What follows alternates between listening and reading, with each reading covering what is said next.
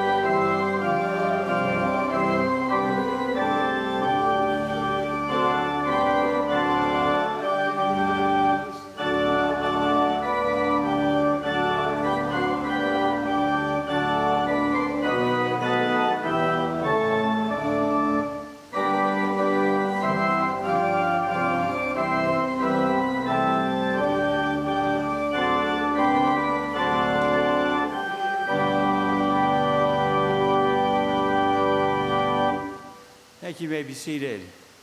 We're going to pass on our passing of the peace today because there's this very nasty flu bug that's circulating, and many of our folks have it. So we'll take a couple of weeks and try to be a little more conscious of that, because it can be serious stuff, especially if you're over 50. So we'll pray for those in our midst that are sick today and that are trying to recover, including our own Pastor Judy, who has the flu. So there won't be a women's reflection group tonight. Want to invite all of you to join in the coffee hour today, hosted by the Men of Emmanuel. So that's right after the service.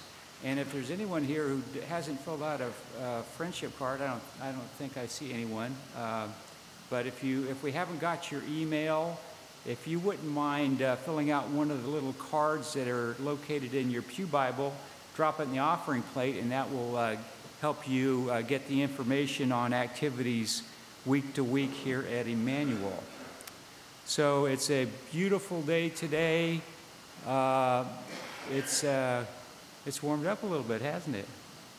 It was actually one day today, it was warmer here than it was in Houston, Texas, where my daughter lives. So imagine that.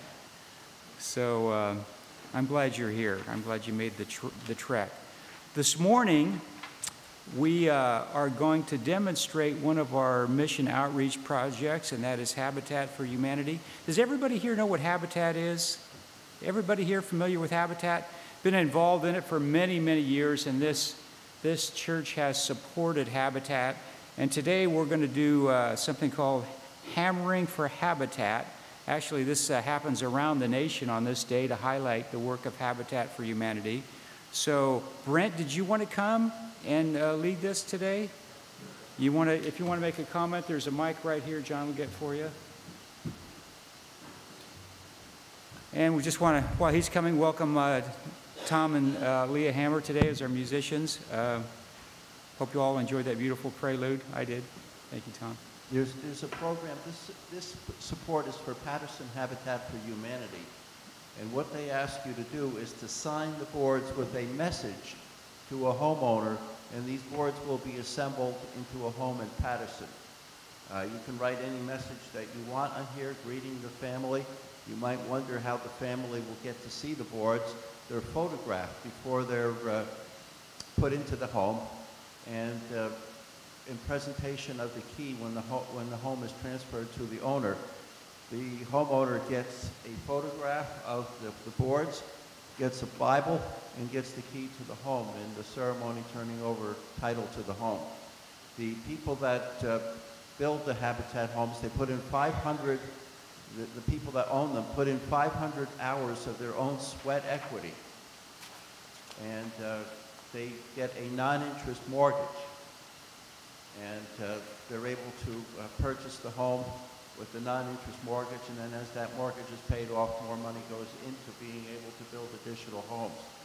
During Hurricane Andrew in Homestead, Florida, the houses that best survived were the ones built by Habitat for Humanity because the quality was in there. Some of the ones that were done by commercial real estate operations didn't have the same quality as the Habitat homes. They're modest homes, but they're well made and made with a lot of love by people that do volunteer work on them. So I imagine you'd like to have people come forward, particularly the children. Good morning. Any children here, please come forward. We have a Habitat house to show them. Yeah, we'll do this again next week. Any other children? Yes, we're also accepting donations for Habitat. You would make the check out to Emmanuel Baptist Church and write Hammering for Habitat in the notation part. You're the only one here. Well, I'll show you the house, okay? This is a Habitat replica of a Habitat house that I have in my house at Christmas. You see these people? What do you think they're doing here? They're building the house. Here's some people carrying boards like this. They're doing some drilling and so forth, and here he's climbing up to put a board on the house. Isn't that cute? Yeah, and you know about Habitat? This is for people who, this is an organization that helps people build houses who can't afford a house, and they have to help build it, and then they live in it. And what we're doing today is signing a message on these boards that will go into somebody's house. So you're the only young person here, so you go ahead and sign, okay? And if you want to write a message like good luck with your house, or best wishes, enjoy your house, something like that. If you want to stay up here, you can.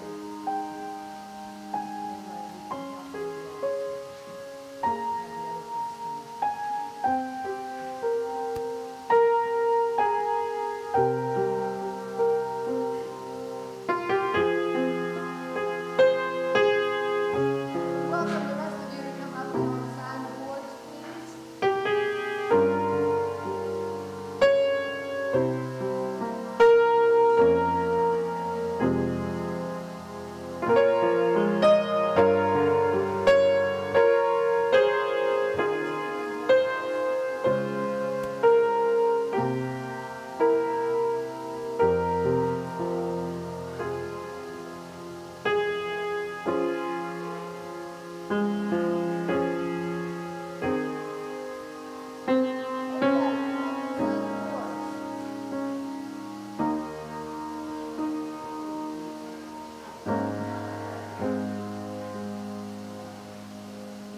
We're also going to be doing this next week as well.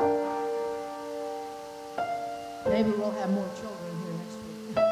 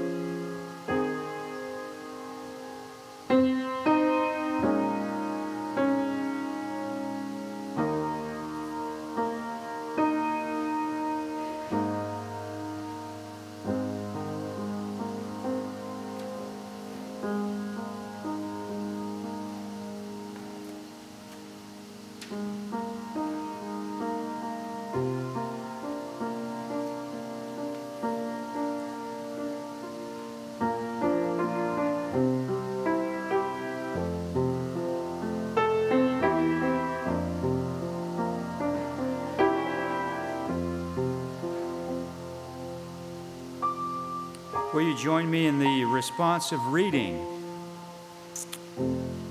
We are,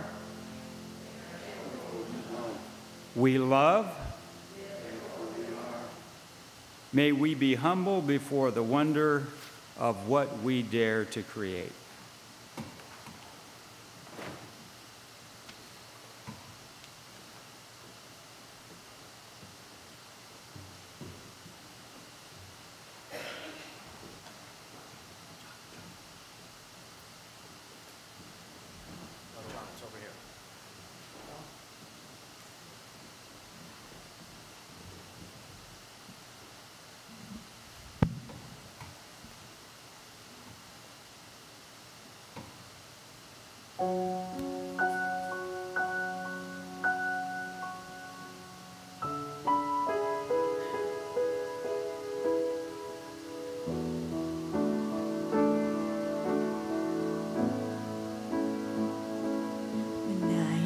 Down and oh my soul so weary when troubles come and my heart burden be, then I am still and wait here in the silence until you come and sit a while with me.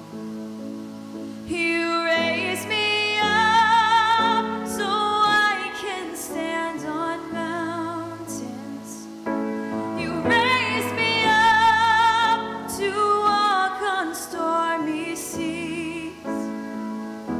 And I am strong when I am on your shoulders. You raise me up to more than I can be.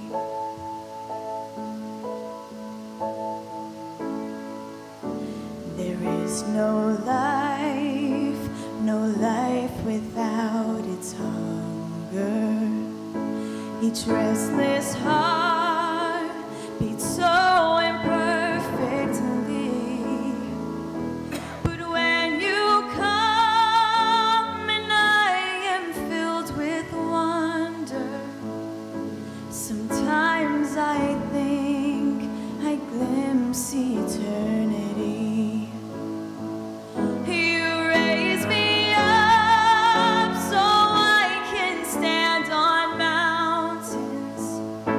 You raise me up to walk on stormy seas. I am strong when I am on your shoulders. You raise me up to more than I can be. You raise me up so I can stand on mountains. You raise me up to walk on stormy seas. And I am strong when I am on your shoulders. You raise me up to more than I can be. You raise me up to more than I can be. You raise me up to more than I can be.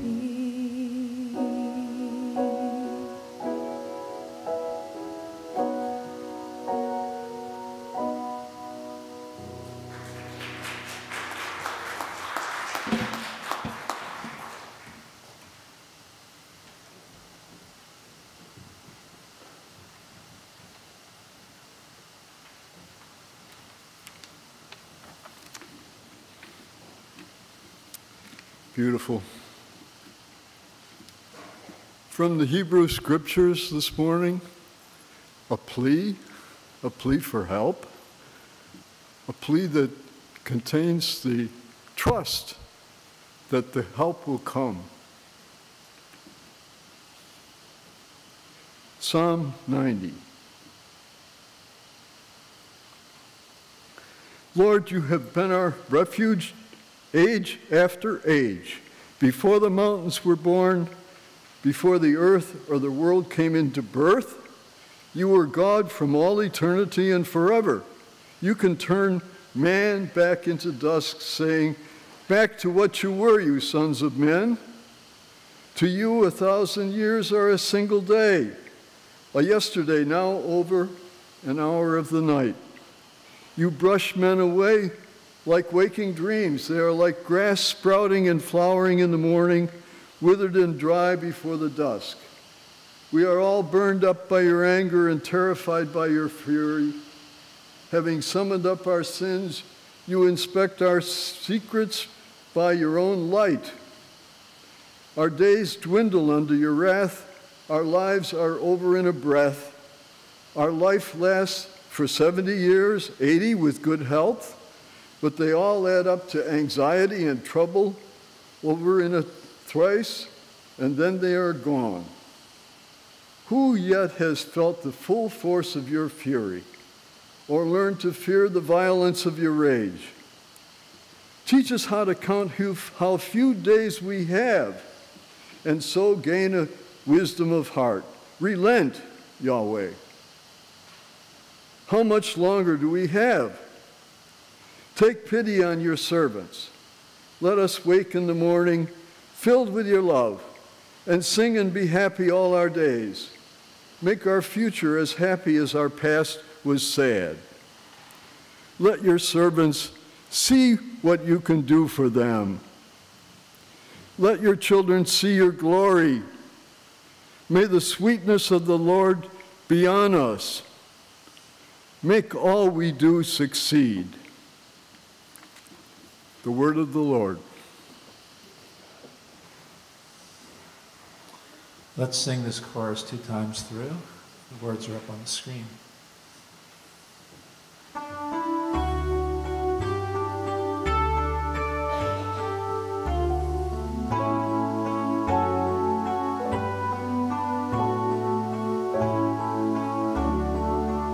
It's in every one of us to be wise. Find your heart, open up both your eyes. We can all know everything without ever knowing why. We can all know everything by and by.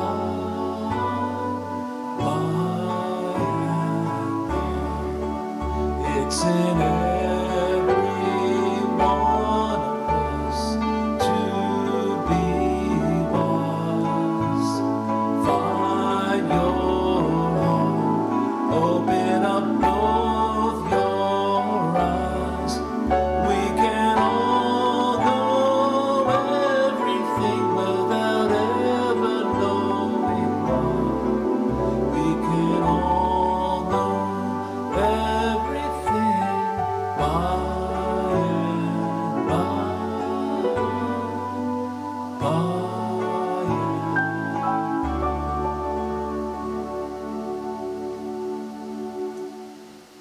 Very good. Thank you, John. We're going to pray today, and we'll enter into our time of silence. Before we do, I want to invite you to voice the name of a person that you'd like to pray for, you'd like us to be in prayer for today, and just by naming their name to bring their presence into the room. And feel free to do that just where you're seated. Just call the name out. Anyone have a person or a situation on their heart this morning? Millicent. Debbie. Karen. Bill. Thank you. Judy. Stephanie. Thank you. Joe.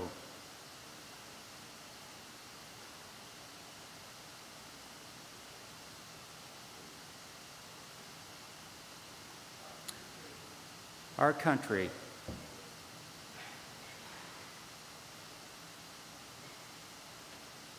many hundreds of thousands of people out in the streets yesterday, each making their own kind of statement. And we pray for our country and its leaders. We'll have our time of silence, and then I'd like you to join me in the Lord's Prayer in a different version. Now, I hope you know that Jesus' original language was not King James English. It was actually Aramaic, and there's a beautiful translation of that prayer from the original Aramaic, which I think more fully embodies the intention of the prayer. So we'll read that together in unison after we have our silence.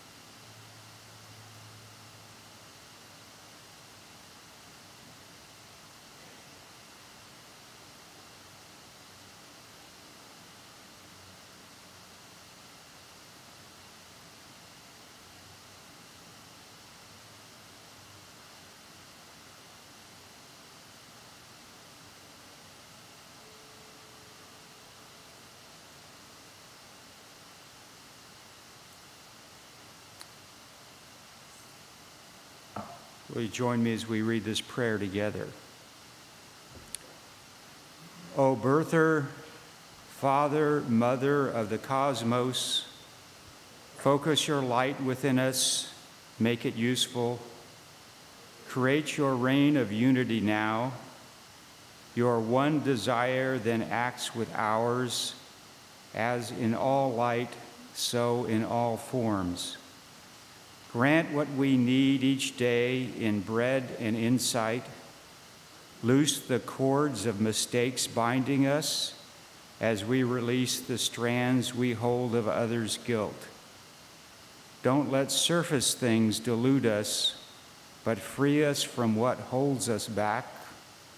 From you is born all ruling will, the power and life to do, the song that beautifies all.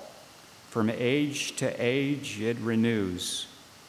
Truly power to these statements, may they be the ground from which all my actions grow. Amen. This time the ushers will receive our morning tithes and offerings.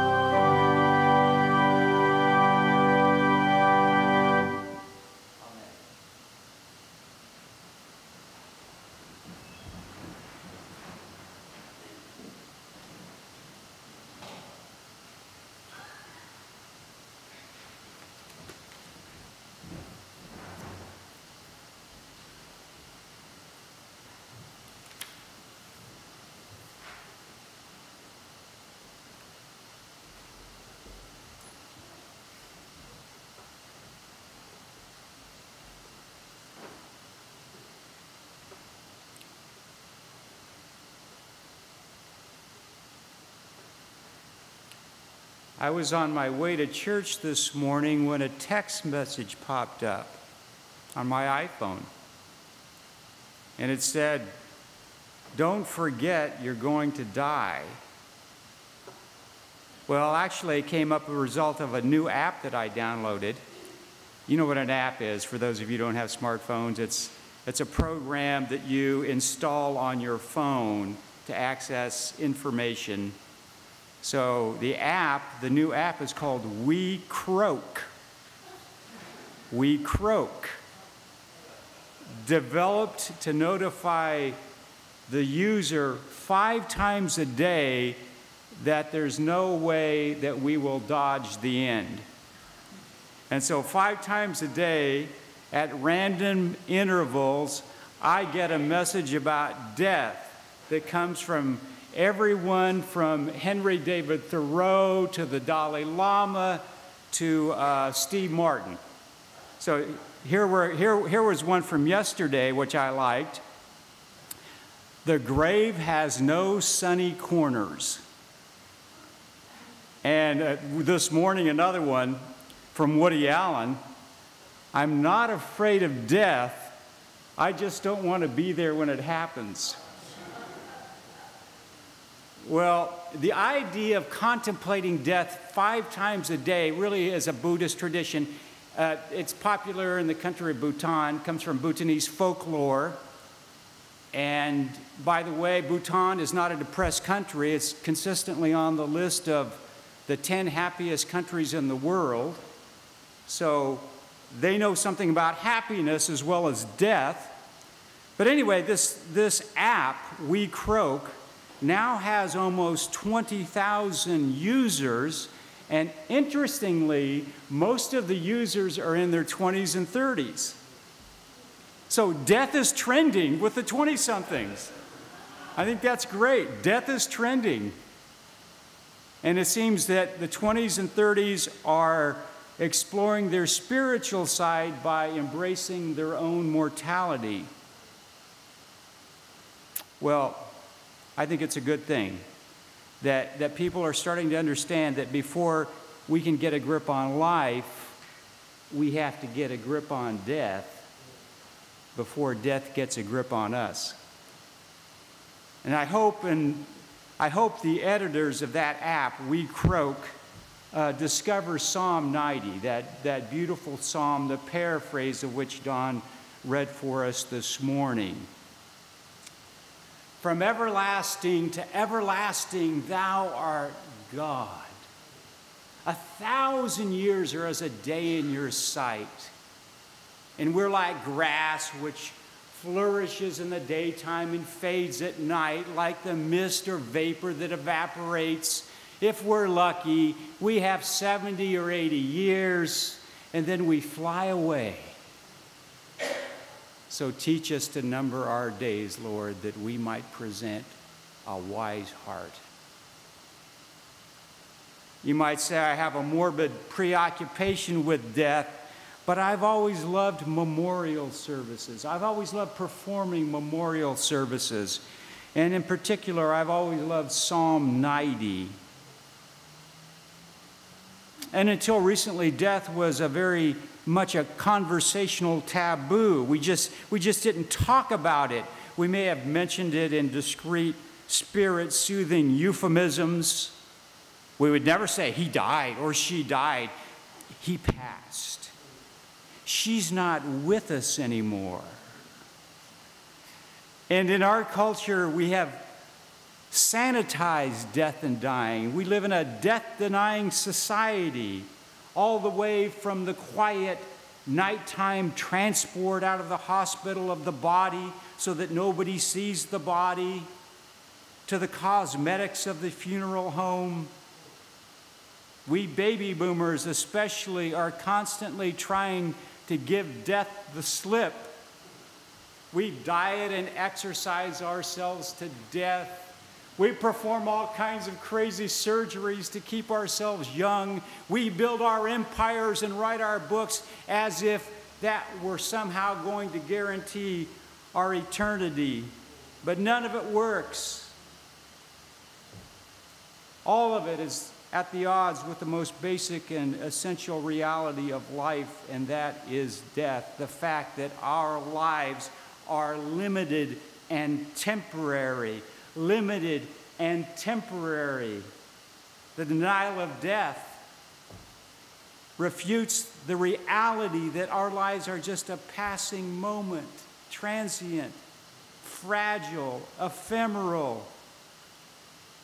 And so before we can really know how to live, we have to understand what it means to die.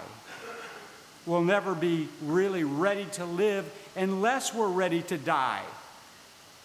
Now, having said that, I know that in the Christian faith, the message really is not about death at all, it's about life.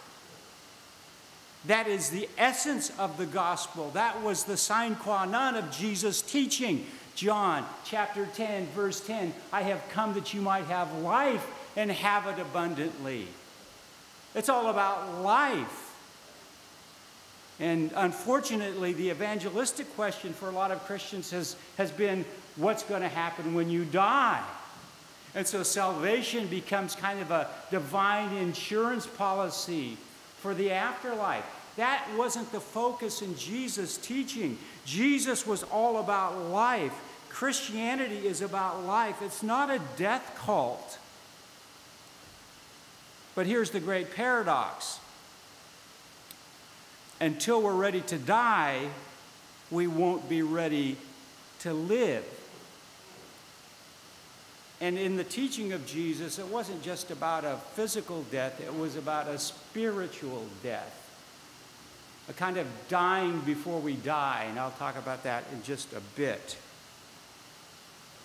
So the important thing is to remember that death is a part of this beautiful transformational process of life, and to show up for all of life and to show up for death. Remember what Woody Allen said, I'm not afraid of death. I just don't want to be there when it happens.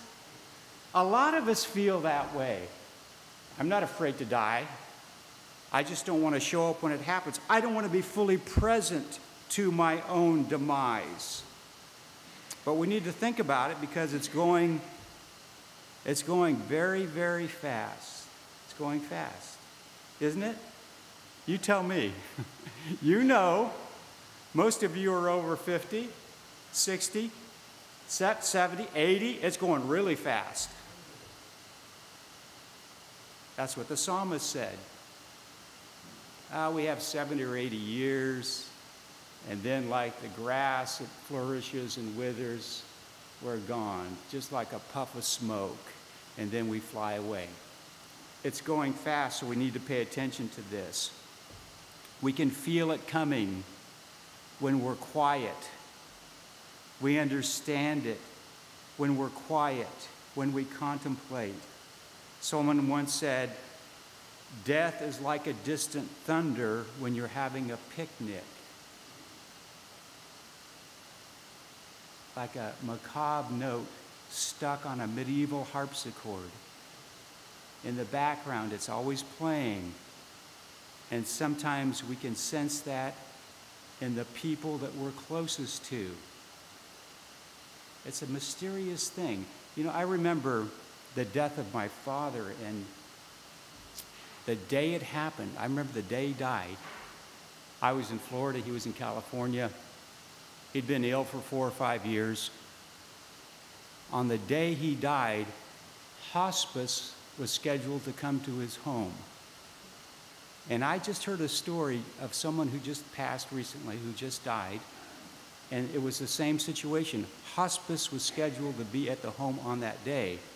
Well, I was in Florida, and I'd actually taken my day off, and I went for a hike in the woods, a walk in the woods, a long walk in the woods, out of cell phone reception.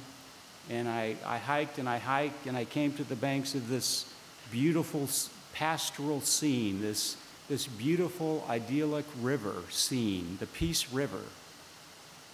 And I stood on this little bluff overlooking the Peace River. And I thought about calling my mother on the walk over, but there was no cell reception.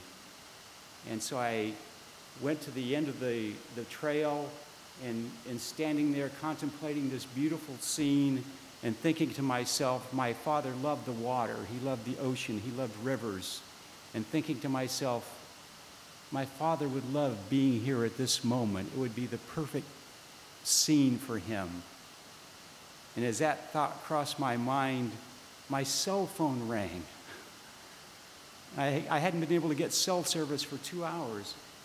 And my mother said, Kenny, your dad just died.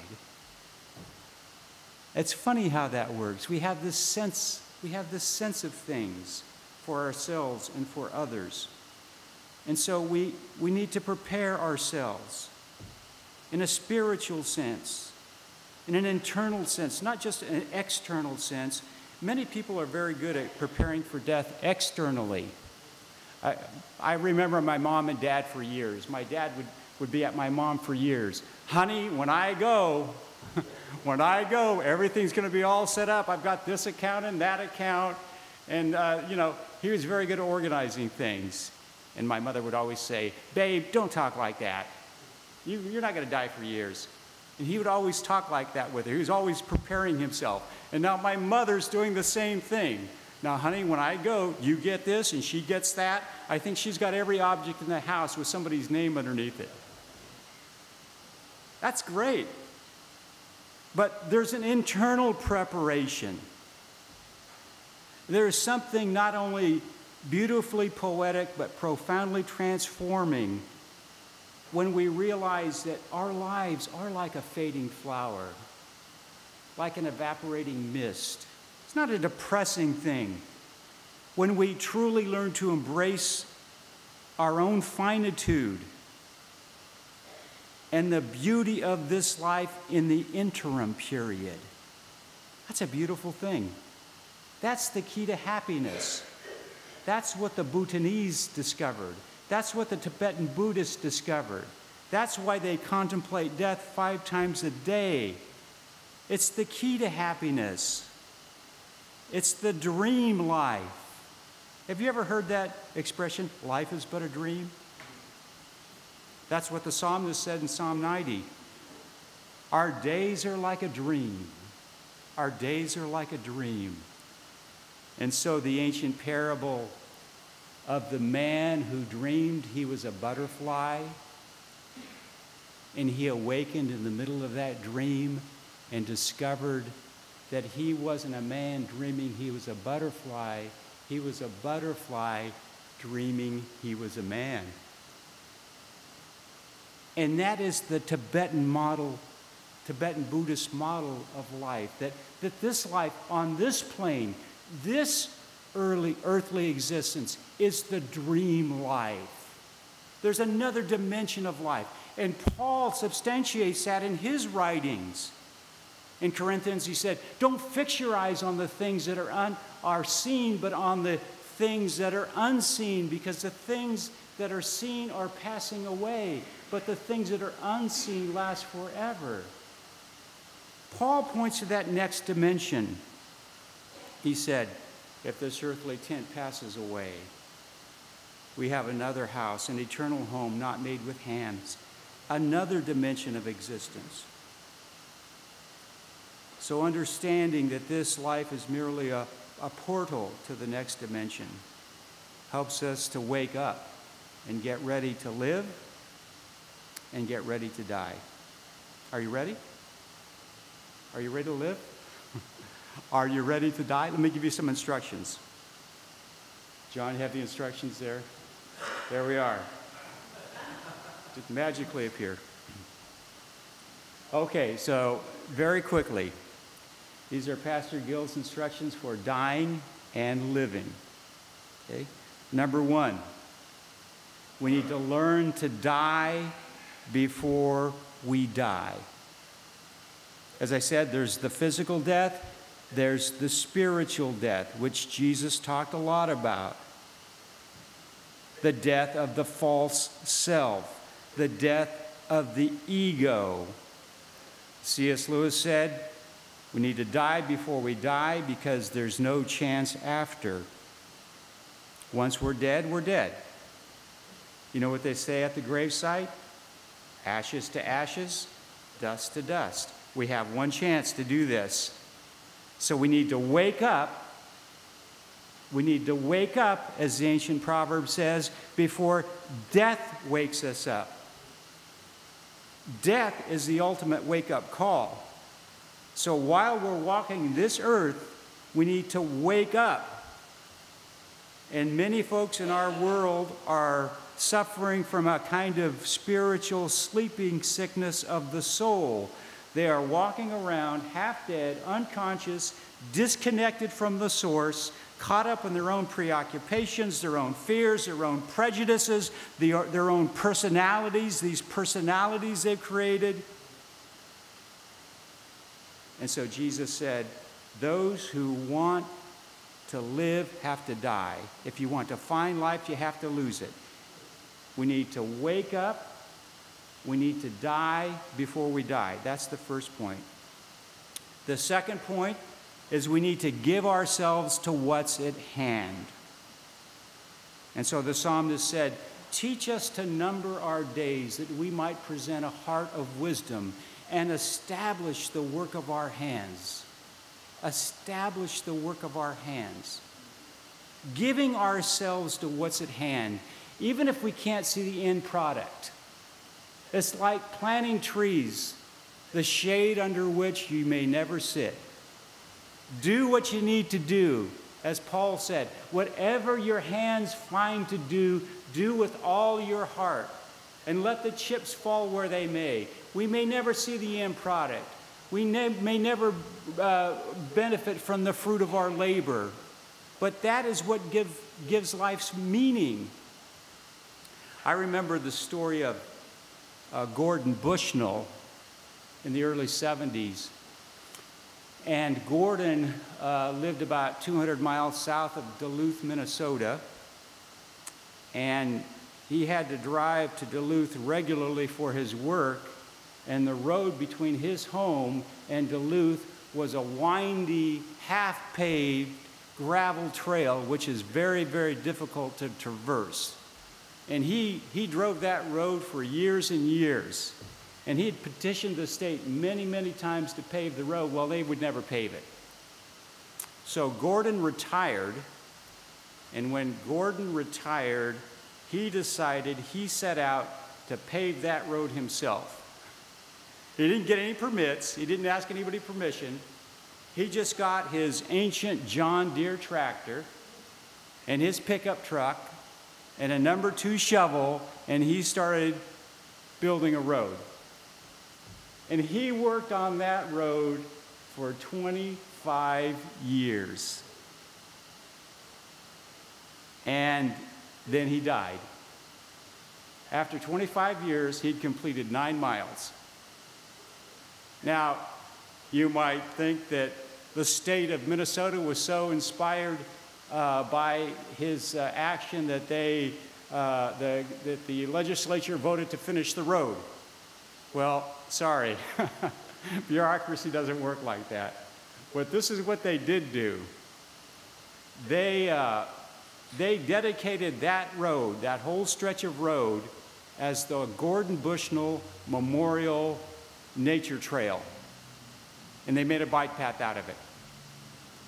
So now, can you imagine Gordon Bushnell at the end of his days? He's been working on this thing 25 years now, and he knows he's going to die. He can feel it, because we can feel it. We know. He's standing there with his number 2 shovel, sitting on the tailgate of his pickup, looking at that road, knowing he'll never finish. How do you think he felt? I think he felt pretty darn good, because he did what he was called to do. He gave himself to what was at hand. And as the psalmist said, teach us to number our days. Teach us to make our days count for something and establish the work of our hands. The third thing, live with a loose grip on life. I love the little William Blake piece. He who kisses the joy as it flies lives in eternity's sunrise, but he who binds himself to a joy does the winged life destroy. or as the Buddhists say, simply, do not cling. Let go. Live with a loose grip on life. Every once in a while, when I get a little too uptight or anal retentive or depressed, I want to go off and be by myself. And what I say to myself is, I need a little dying time. I need a little time to put things in perspective. Because when we realize the finitude of our own existence, things come into perspective for us, don't they? It's like most of the things that we fret about really aren't that important. It's all going to pass away. It's all passing away. They say in the Spanish, todo de pasa, all things will pass. All things will pass. All things are passing. And so we don't have to cling to everything. We don't have to attribute ultimate significance to everything. Live with a loose grip on life. And finally, maybe most importantly, most practically, don't forget to tell them that you love them. Don't forget to tell them. I don't have a lot of regrets in my life. I've made a lot of mistakes. I don't have a lot of regrets. Here's a regret I have. I wish I would have spent more time with my father at the end. I wish I would have said more to him. We were a close family. I would often tell my father I loved him and he me. But what I wouldn't give for 15 or 20 minutes with my father at the end of his life, telling him why he was such a great dad. Just to take 15 or 20 minutes and specifically detail the things I appreciated about him, why he was a good father. Such a small thing. It would have turned his life upside down. Well, I can always write him a letter, even though he's not here, but it's not quite the same. Don't forget to tell him you love him and why you love him. Today, during the fellowship hour, we'll have opportunity to express some remembrances for Merle Brockway, one of our beloved members who died recently. Memorial services are beautiful things, and beautiful things will be said. But I often wonder, why do we wait till the memorial service to tell people things? And I know there are people who have their memorial services before they die. Maybe not such a bad idea. Why do we have to wait for the memorial service? Why don't we express those things to the people that we love and appreciate while they're still on this earth? It's just an idea. Maybe we'll start a trend here. Anyone want to schedule a memorial service while they're still alive?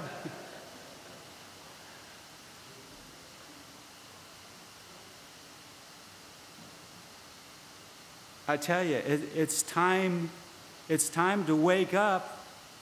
It's time to wake up before death wakes us up, before we get the ultimate wake-up call. Ever go into a hotel, call the front desk and say, I want a wake-up call for 6:30 in the morning? Well, every one of us is going to get a wake-up call. And believe me, it's not going to be the desk clerk. And we don't know when it's coming. If we're lucky, we have 70 or 80 years. If we're lucky. Talked to one of our members a few days ago who went to the wake of a 24-year-old young man who was snowboarding without a helmet, tragically killed.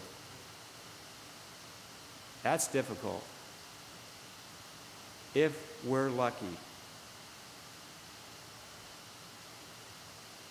Lord, you have been our source in all generations. From everlasting to everlasting, you are God. Our lives are like a mist or a vapor, a flower that blooms and dies If we're lucky, we have 70 or 80 years, and then we fly away. So teach us to number our days, that we might present a wise heart. Amen. Let's stand and sing together the little chorus, Lord be glorified.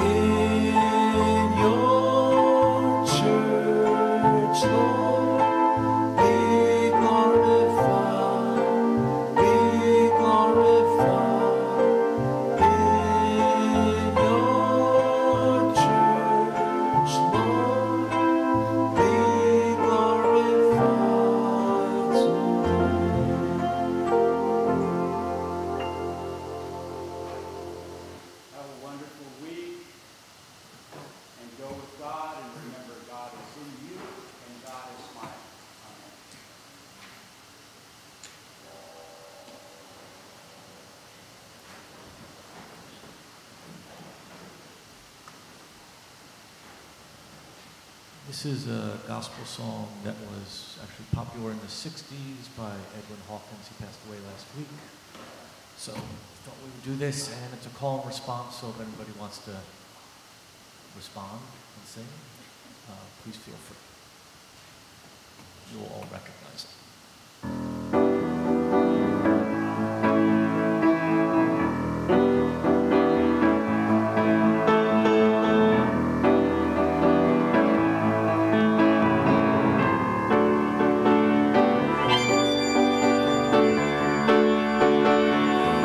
Oh, happy day.